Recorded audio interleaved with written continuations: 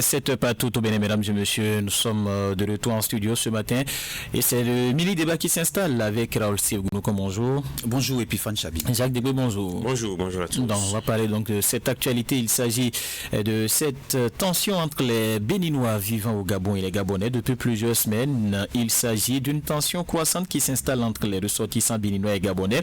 Et cette tension est alimentée par des contenus qui circulent sur les réseaux sociaux. Si la situation a entraîné des mesures des autorités gabonaises, la réponse de Cotonou est jugée par certains observateurs comme trop discrète. Alors Jacques Debré, la situation a démarré il y a quelque peu longtemps. Il y a eu donc un apaisement, mais depuis quelques jours encore, on constate donc à travers les réseaux sociaux des Gabonais qui demandent aux Béninois de vider les lieux de rentrée. Vous pensez que les actions mises en place par les autorités béninoises n'ont pas véritablement permis donc de convaincre ces Gabonais? J'ai visualisé les images qui ont circulé sur les réseaux sociaux.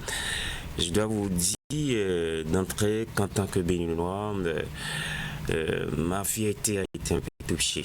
Je me suis senti un peu rabaissé en tant que Béninois parce que si vous voyez la façon dont nos compatriotes sont humiliés, sont agressés verbalement, physiquement. Ok, j'avoue que si vous êtes béninois et que vous aimez ce pays, vous aimez les couleurs nationales, le drapeau, oui, vous sentez un peu touché dans votre orgueil. Et c'est ce qui se passe actuellement au Gabon est très inquiétant. La crise a été déclenchée il y a un peu plus d'1 mois maintenant, après la sortie de cette dame-là au marché de, comment on appelle ça, Lambaréné. Voilà. Donc voilà, et c'est parti de là.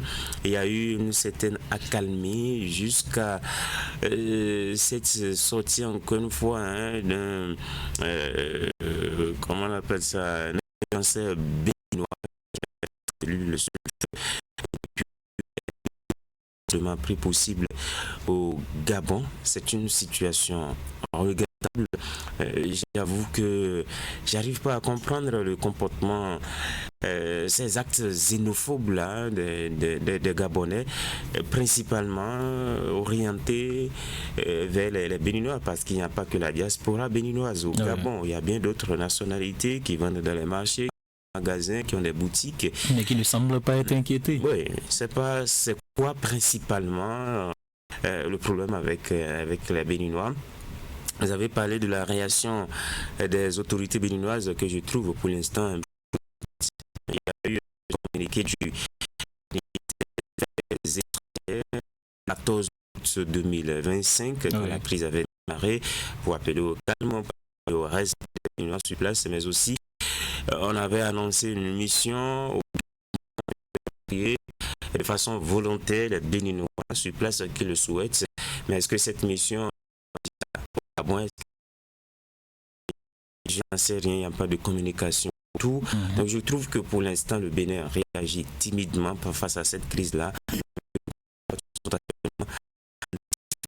Au Gabon, il est temps de passer à la vitesse supérieure et de répondre de façon assez énergique. C'est vrai, il faut privilégier l'option diplomatique, discuter autre, mais à une certaine période, bien, si ça ne peut pas passer à la vitesse afin de sauver nos Béninois qui sont sur place, c'est parce qu'à ce rythme-là, ne soyez pas surpris qu'un matin, quand vous dites qu'il y a un Béninois qui a été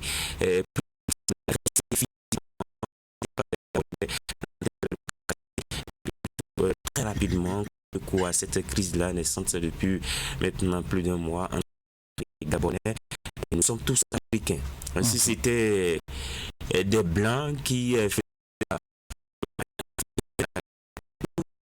il y aurait un levé de bouclier pour appeler à l'ordre ces Européens, ces Américains là, mais là c'est entre, je vais dire, entre griffes frères africains.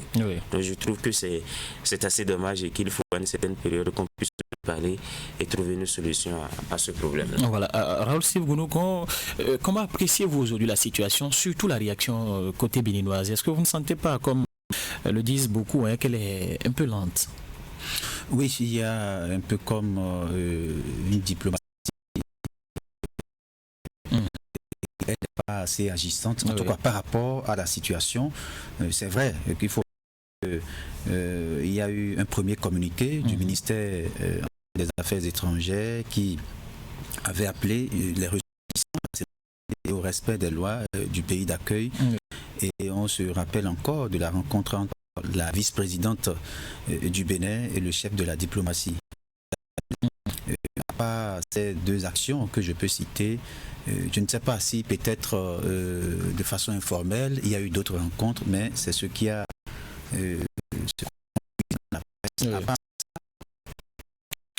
une action diplomatique forte de la part du Bénin. Et moi, je pense qu'il va falloir qu'il faut mener des actions fortes. Parce que là où on est venu maintenant, Jacques l'a dit, c'est un peu comme si on est rabaissé. Pour ce qu'on observe, quand vous voyez des compatriotes qui subissent cette pression, des humiliations à la limite. Des humiliations, vous avez un pincement au cœur. Et donc, je pense que on doit pouvoir prendre la situation au sérieux à Cotonou, ce qui est faisable. Maintenant, est-ce qu'on a besoin de ça en Afrique? Entre Africains, ça se passe comme ça pose un problème. Parce que n'oublions pas qu'ils vivent la terre béninoise tranquillement, ils n'ont rien ici. Aucun Béninois n'a chassé un Gabonais ici. Et ils sont à Cotonou, ils sont à Parakou, ils sont un peu partout sur l'ensemble du territoire. Et pourquoi du côté du Gabon, les Béninois qui se retrouvent là-bas doivent avoir des difficultés? Et donc moi je pense que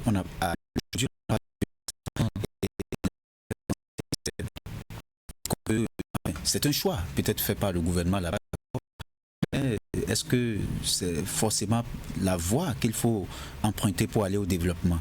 Moi, je pense que en réalité, on n'a plus besoin de ça aujourd'hui. C'est regrettable qu'on en soit arrivé là. Mais il faut rappeler aussi que ça ne date pas d'aujourd'hui. Cette crise que nous sommes en train de subir, il faut remonter encore.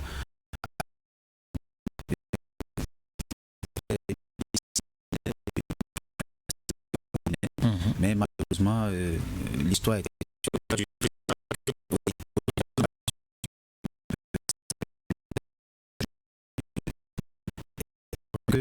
ne date pas d'aujourd'hui.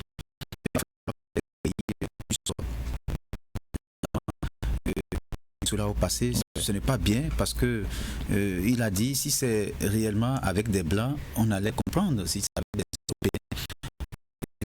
Européens, nous sommes mais ici entre Africains, c'est pas possible. C'est vrai qu'on déjà dans les années 70-80, le Gabon avait procédé à une expulsion massive de Béninois.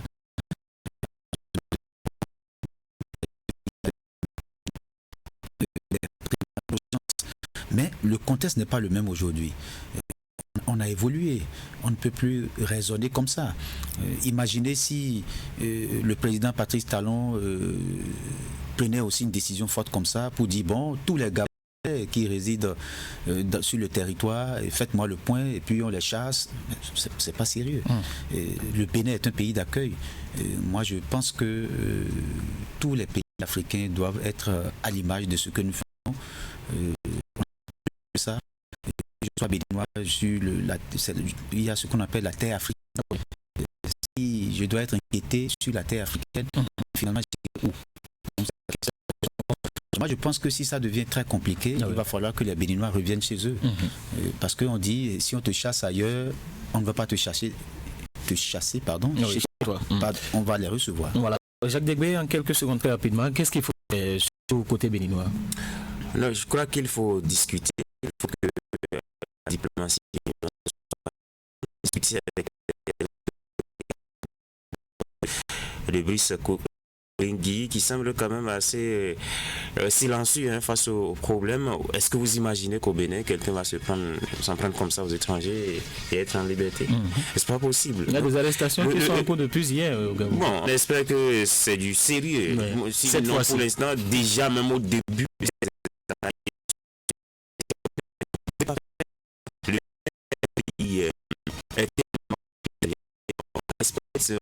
tellement les étrangers que parfois nous on se fait abandonner.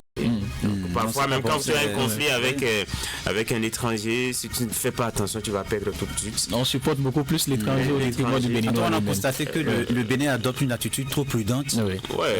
On aime trop les étrangers. Mais parfois, ça préjudice. Donc, voilà. Merci. Et la sécurité des Béninois qui vivent au Gabon. Alors, merci à vous, Raoul Gounouko, merci à vous, Jacques Digbé. Mesdames et messieurs, c'était le ministre. Ce matin, on poursuit avec l'entretien de